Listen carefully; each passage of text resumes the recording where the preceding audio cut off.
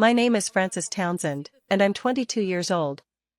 2 weeks ago, I stood on a graduation stage in front of 3,000 people while my parents sat in the front row with faces so pale they looked frozen. They had come to watch my twin sister graduate from Whitmore University. They had no idea I was graduating too. They definitely didn't know I was the valedictorian. And they never imagined I would be the one standing behind the microphone giving the keynote speech. But this story didn't start at graduation. It started 4 years earlier, in my parents' living room, on a hot summer evening in 2021. That was the night my father looked me in the eyes and told me I wasn't worth investing in. The college letters arrived on a Tuesday afternoon. Victoria got into Whitmore University, one of the most expensive private schools in the country. Tuition alone was $65,000 a year.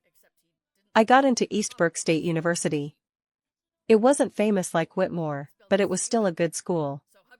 My tuition would be $25,000 a year. That night, Dad called a family meeting. He sat in his leather chair like he was running a business meeting instead of talking to his daughters. Mom sat quietly on the couch. Victoria stood near the window smiling before the conversation even started. I sat across from Dad holding my acceptance letter so tightly the paper bent in my hands.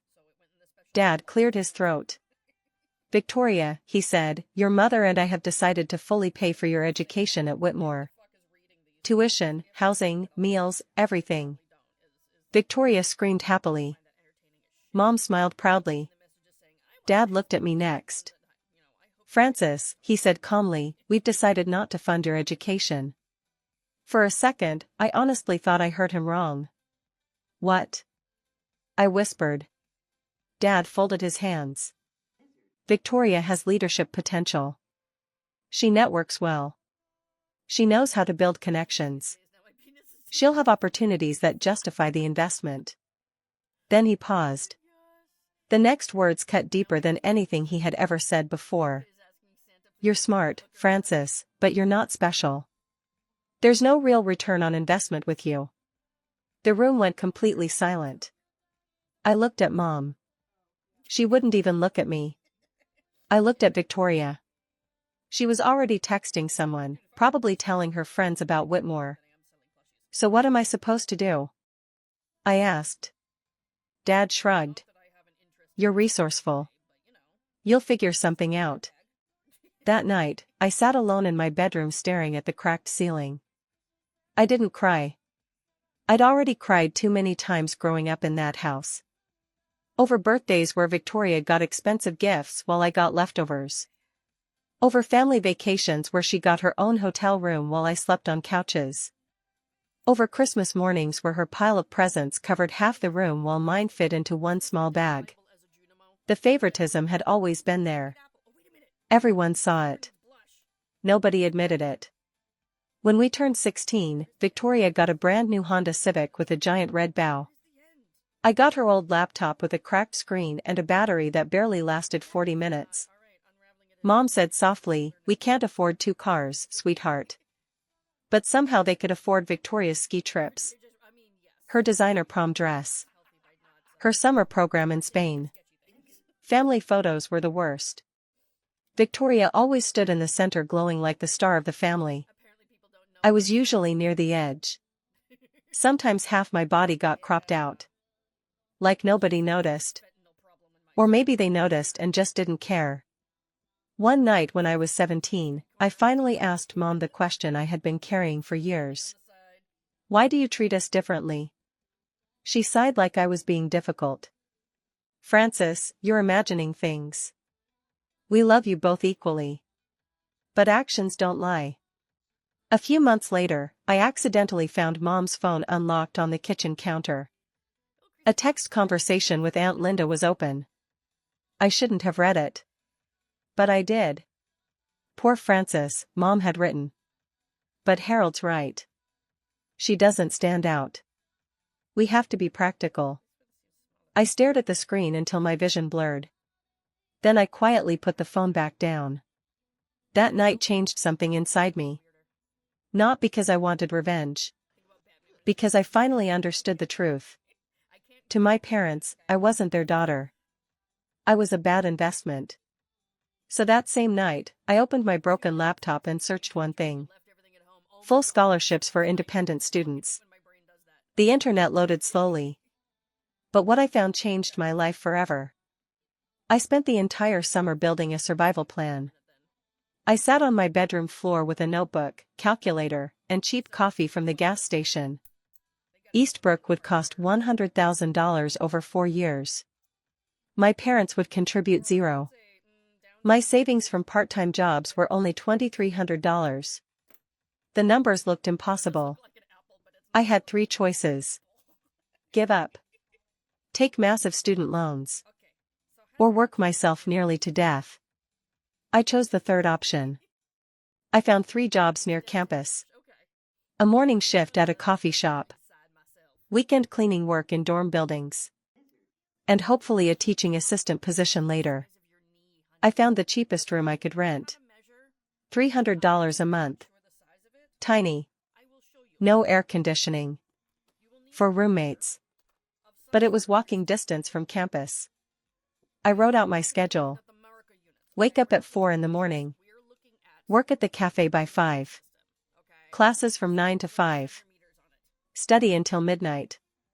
Sleep 4 hours. Repeat. Every single day. Meanwhile, Victoria spent the summer posting beach pictures from Cancun.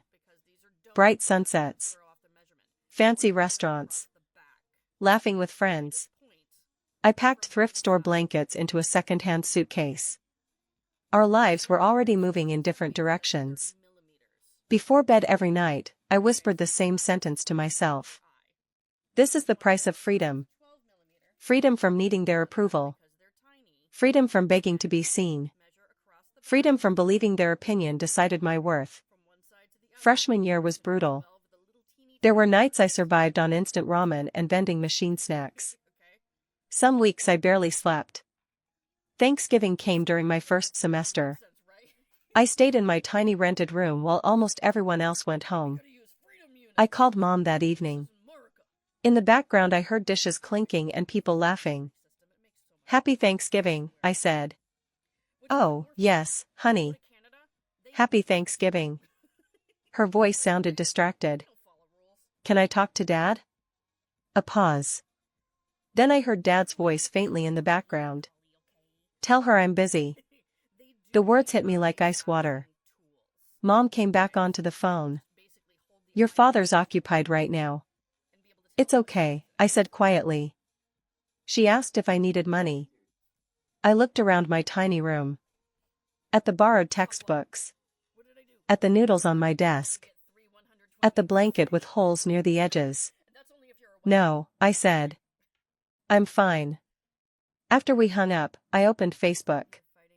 The first thing I saw was Victoria's Thanksgiving picture. Mom. Dad. Victoria. 3 plates at the table. 3 chairs. Not 4. They hadn't even left a place for me. I stared at that photo for a long time. Something inside me finally broke. Not loudly. Quietly. The part of me still hoping they would suddenly become different people simply disappeared. And strangely, losing that hope made me stronger. Because once you stop waiting for love that never comes, you finally start building your own life. Second semester, I took microeconomics with Dr. Margaret Smith. Students were terrified of her. People said she never gave A's. I sat in the 3rd row every class taking perfect notes because I couldn't afford to fail anything. When she returned our first essay, I expected maybe a B. At the top of mine was an A+. Underneath she had written 3 words. "See me after class." I thought I was in trouble. After class I walked to her desk nervously. Dr. Smith adjusted her glasses and looked directly at me. "This essay," she said, "is one of the best undergraduate papers I've read in years." I blinked. "Thank you. Where did you study before Eastbrook?" "Public school." "And your family?" I hesitated. Then somehow everything spilled out. The favoritism. The rejection. The jobs. The exhaustion. The feeling of never being enough. Dr. Smith listened quietly. When I finished, she leaned back in her chair. Have you heard of the Whitfield Scholarship? I saw it online, I said. But it's impossible. Nothing is impossible for the right student. I laughed nervously. 20 students nationwide. People like me don't win things like that. She looked at me carefully. Francis, your problem isn't ability. It's that nobody has ever shown you your value. Her voice softened. Let me help change that. From that moment on, everything shifted. Dr. Smith became the first adult in my life who truly saw me. The next 2 years became a blur of work and survival. I woke up before sunrise every day. I worked until my hands hurt. I studied until my vision blurred. While other students went to football games and parties, I stayed in the library.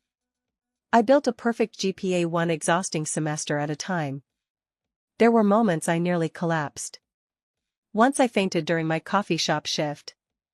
The doctor said I was exhausted and dehydrated. I went back to work the next morning anyway. Another time I sat in my friend Rebecca's borrowed car and cried for 20 minutes straight. Not because something terrible had happened that day. Because everything terrible had been happening for years. Rebecca became my closest friend. She was loud, funny, dramatic, and completely incapable of minding her own business. Which honestly saved me. One Christmas, while everyone else went home, Rebecca showed up at my apartment with cheap hot chocolate and a tiny paper Christmas tree.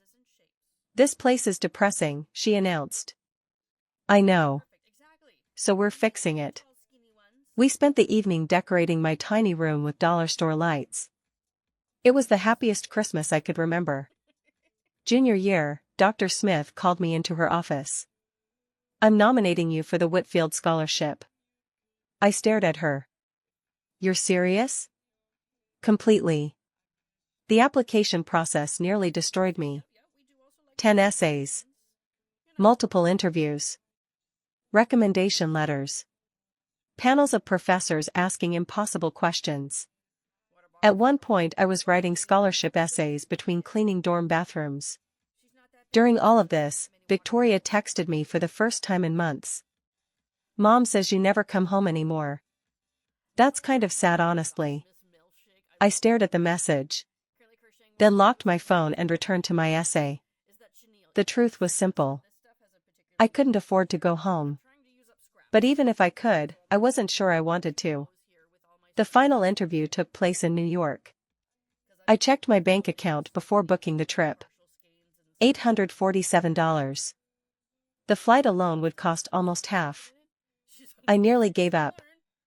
Then Rebecca burst into my apartment after class. You got the final interview? She screamed. I nodded. You're going. I can't afford it. Yes, you can. Overnight bus ticket. $53. Done. I can't ask you for money. You didn't ask, she said. I'm forcing you. So I took an overnight bus to Manhattan. I arrived at 5 in the morning exhausted, stiff, and wearing a thrift store blazer. The waiting room terrified me. Every other student looked polished and confident. Expensive watches. Designer bags. Parents waiting nearby. I looked down at my worn shoes. I felt small. Then I remembered something Dr. Smith once told me. You don't need to belong in the room. You only need to prove you deserve to stay there. So I walked into that interview and told the truth.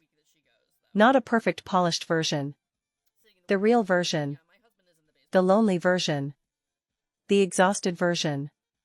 2 weeks later, I was walking to my morning shift when my phone buzzed. My heart started racing. Whitfield Scholarship decision. I stopped right there on the sidewalk. Hands shaking. Breathing hard. I opened the email. Dear Ms. Townsend.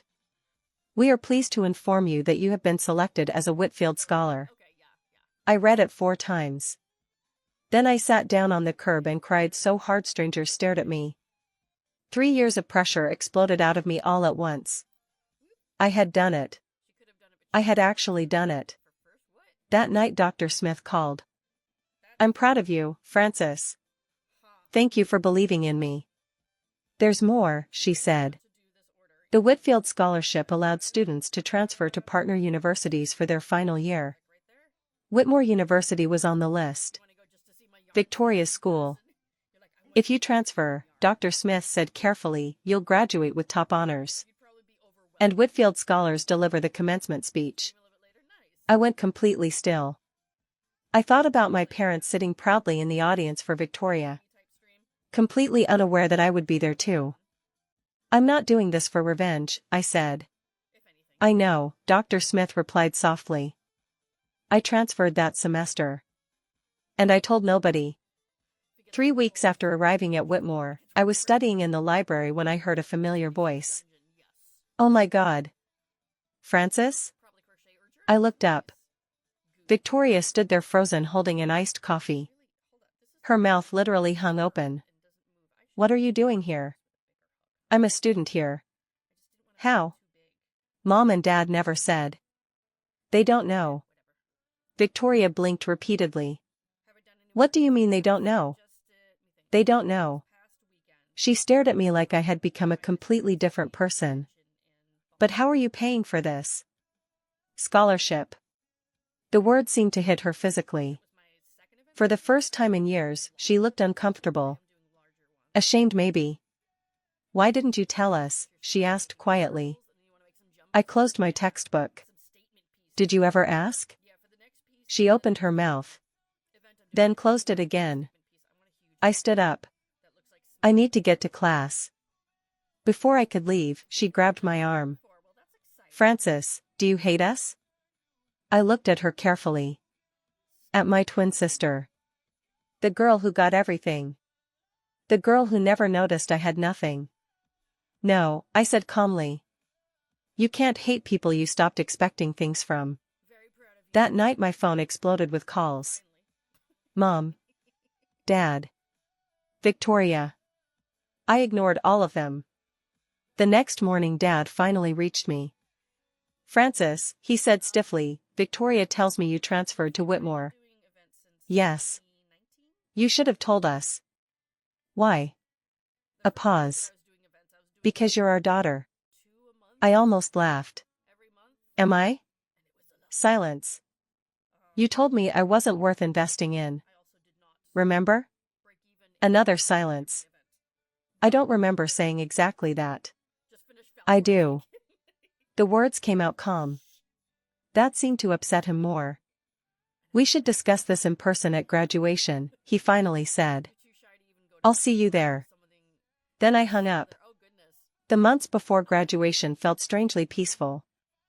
For once, I wasn't trying to prove anything. I already knew who I was.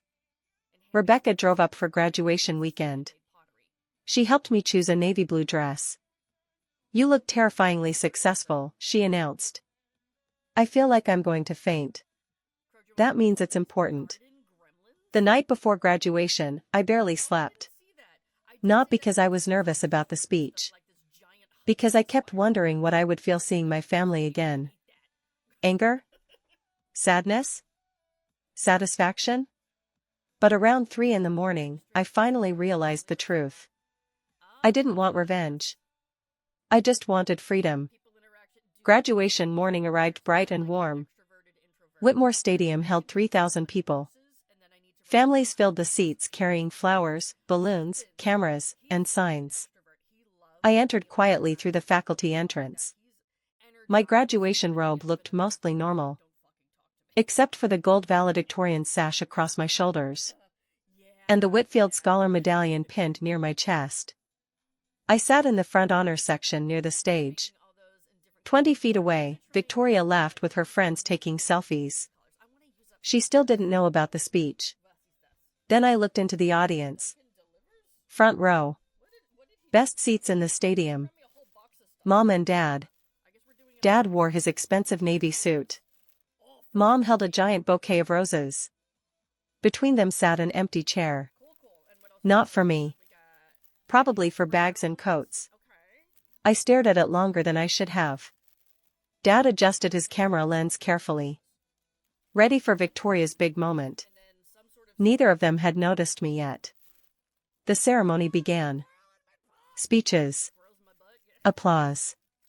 Music. My heartbeat grew louder with every minute. Finally, the university president returned to the microphone. And now, he announced, it is my honor to introduce this year's valedictorian and Whitfield scholar. A student who has shown extraordinary resilience, excellence, and determination. Mom leaned toward Dad smiling. Dad lifted his camera toward Victoria. Please welcome Frances Townsend. Everything stopped. Dad froze completely. Mom's bouquet slipped sideways. Victoria turned toward the stage so fast her graduation cap tilted. I stood slowly. 3,000 people applauded. I walked toward the podium. My heels clicked against the stage floor. The gold sash moved across my shoulders. And in the front row, my parents stared at me like they were seeing a ghost. Confusion. Recognition. Shock. Then complete silence. For the first time in my life, they were truly looking at me. I adjusted the microphone. Good morning, everyone. My voice sounded calm. Stronger than I felt. For years ago, someone told me I wasn't worth the investment. Mom's hand flew to her mouth. Dad's camera lowered slowly. The entire stadium went silent. I was told to expect less from my future because others expected less from me. I looked across the crowd. At first, that pain nearly destroyed me. I spoke about exhaustion. About working 3 jobs. About studying until midnight. About instant noodles and second-hand textbooks. About loneliness. About believing for years that love had to be earned. I kept waiting for someone else to decide I mattered, I said. Then one day I realized something important. I paused. The people around you do not define your value. The stadium stayed completely still. I stopped trying to prove other people wrong. I started proving myself right. I never mentioned my parents by name. I didn't need to. The truth was already sitting in the front row. The greatest gift I ever received was not money. It was the chance to discover who I was without anyone's approval. Mom was crying openly now. Dad looked completely shattered. To anyone who has ever been overlooked, underestimated, or ignored, I said softly, you are enough. You always were. Then the applause exploded. 3,000 people rose to their feet. A standing ovation. The sound hit me like a wave. I stepped away from the microphone feeling strangely calm. Not victorious. Free. At the reception afterward, my parents approached me slowly through the crowd. Dad reached me first. Frances, he said hoarsely, why didn't you tell us? I took a sip of sparkling water. Did you ever ask? He looked like I had slapped him. Mom stepped closer. We're so sorry, she whispered. We didn't know. You knew enough, I replied quietly. Dad shook his head. I made mistakes. You made choices. The words landed hard. He swallowed. I was wrong. Yes, I said. You were. Mom reached for my hand. I stepped back. Not angrily. Just honestly.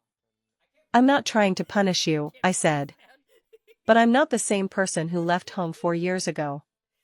Dad looked completely lost. What do you want from us? I thought carefully before answering. Nothing. His face fell. That's the problem, I continued. I don't need anything from you anymore. For the first time in my life, my father looked small. Then James Whitfield III approached and shook my hand.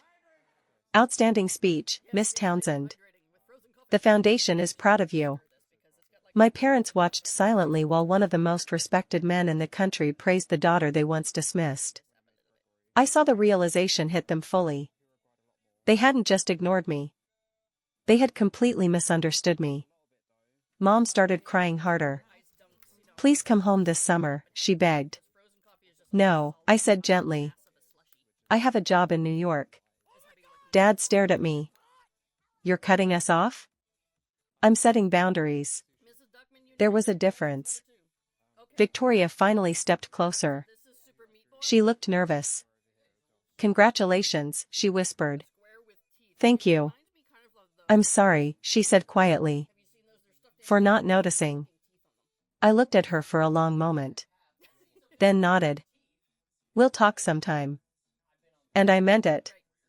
I walked away from them slowly. Not running. Not escaping. Just moving forward. Dr. Smith waited near the exit smiling proudly.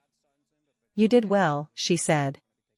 I looked back one final time at my family standing frozen in the crowd. I'm free, I whispered. And for the first time in my life, it was true. The fallout started immediately. Family friends asked my parents why they had never mentioned my scholarship. Dad's business partners praised my speech online. People called me inspiring. Resilient. Extraordinary. My parents suddenly had to face the truth publicly. Not that I succeeded. That I succeeded without them. A few days later Victoria called me. Mom cries constantly, she admitted. Dad barely talks anymore. I stayed quiet. Francis, she whispered, I really am sorry. I know. How do we fix this? We don't fix the past, I said. We decide what happens next. 2 months later, I moved into a tiny studio apartment in Manhattan. The kitchen was barely bigger than a closet. The window faced a brick wall. But it was mine. Completely mine. I started working at a financial consulting firm. Long hours. Hard work. I loved every second. One evening I found a handwritten letter from Mom in my mailbox. 3 pages long. She admitted everything. The favoritism. The excuses. The years she stayed silent because it was easier. She wrote that watching me on that stage felt like meeting a stranger who somehow was still her daughter. I read the letter twice. Then carefully folded it and placed it in my desk drawer. I didn't answer immediately. For once, the decision belonged to me. 6 months after graduation, Dad called. I almost ignored it. But something made me answer. His voice sounded older. Smaller. I was wrong, he said immediately. No excuses. No defending himself. Just the truth. I failed you as a father. I stayed silent listening to him breathe. I don't know how to fix this, he admitted. It's not my job to teach you, I replied. You're right. Another pause. But if you're willing, I said slowly, we can try having real conversations. He sounded shocked. You'd give me that chance? I'm not promising forgiveness, I said. But I'm willing to see if something honest can exist between us. He cried quietly. I had never heard my father cry before. 2 years have passed since that graduation. I still live in New York. I've been promoted twice. My company is paying for my MBA. Sometimes I still think about the girl sitting alone in that tiny rented room eating instant noodles while her family celebrated holidays without her. I carry her with me everywhere. Because she survived. Victoria and I meet for coffee once a month now. It's awkward sometimes. We're learning how to be sisters as adults because we never really learned as children. One afternoon she looked at me sadly and asked, "How do you not hate me?" I thought about it carefully. Because you didn't create the system, I said. You just benefited from it. Last month my parents visited my apartment in New York. Mom cried the second she walked inside. Dad apologized at least 5 times. Nothing magically healed. We're still broken in many ways. But at least now the truth exists in the open. And honestly, that matters. A few months ago I donated $10,000 anonymously to Eastbrook Scholarship Fund for students without family support. When I told Rebecca, she burst into tears. You're changing someone's life, she said. I smiled. Someone changed mine first. For a long time, I thought my parents' approval was the prize waiting at the finish line. I thought if I worked hard enough, achieved enough, suffered enough, they would finally see me. But I learned something different. You cannot force people to love you correctly. You cannot earn basic kindness. And you cannot spend your whole life waiting for someone else to decide your worth. At some point, you have to decide it yourself. My parents' rejection hurt me deeply. Some days it still does. I don't think pain like that disappears completely. But it no longer controls me. Because now I understand something important. My worth was never connected to whether they could see it. It existed long before they finally opened their eyes. If you're listening to my story right now and you've ever felt invisible in your own family, I need you to hear this. You are not difficult to love. You are not less valuable because someone failed to appreciate you. And you do not need permission to believe in yourself. Protect your peace. Set boundaries. Build your own future. And never let someone else decide what your life is worth. Because if a girl once called not worth the investment could stand on a stage in front of 3,000 people as a Whitfield scholar and valedictorian, then you can survive too. You can rise too. And one day, you'll finally look in the mirror and realize something beautiful. You were enough all along. If this story moved you, don't forget to like the video and subscribe to the channel for more real-life stories like this. And tell me in the comments, what would you have done in my place?